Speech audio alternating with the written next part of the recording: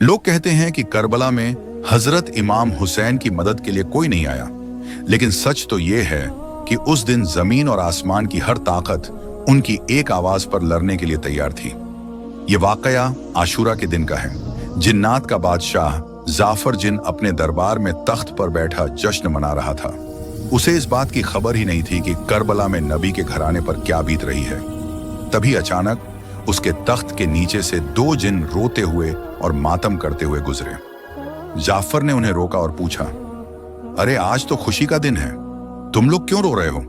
उन जिन्नात ने रोते हुए जवाब दिया, ऐ बादशाह, आपको खबर नहीं, अभी हमारा गुजर यानी करबला की जमीन से हुआ। वहां हमने देखा कि रसूल अल्लाह के प्यारे नवासे हुसैन इब्ने अली खून में लथपथ हैं। उन पर तीरों की बारिश हो रही है और वो सजदे में हैं। यह सुनते ही जाफर जिन के पैरों तले से जमीन खिसक गई। उसने फौरन जश्न को रोका, सर से ताज उतार फेंका और जंगी लिबास पहन लिया।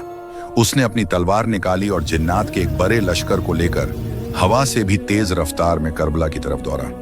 जाफर कहता है, जब मैं करबला की फिजाओं में पहुंचा तो मैंने एक अजीब मंजर देखा। वहां सिर्फ यजीदी फौज नहीं थी, बल्कि आसमान से लेकर जमीन तक फरिश्ते, अंबिया और जिन्नात की कतारें खड़ी थीं।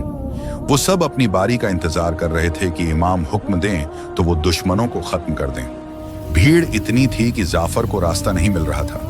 तभी इमाम हुसैन ने नजर उठाई और पुकारा, जाफर मेरे पास आओ। जाफर जिन रोते हुए इमाम के कदमों में गिर गया और अर्ज की, आका मेरे पास जिन्नात की बहुत बड़ी फौज है, मुझे इजाजत दें, मैं पलक झपकते ही इन यजीदियों को राख कर दूंगा, इनका नामो निशान मिटा दूंगा। मगर इमाम हुसैन ने बड़े ही सुकून से फरमाया, नहीं जाफर, रुक जाओ।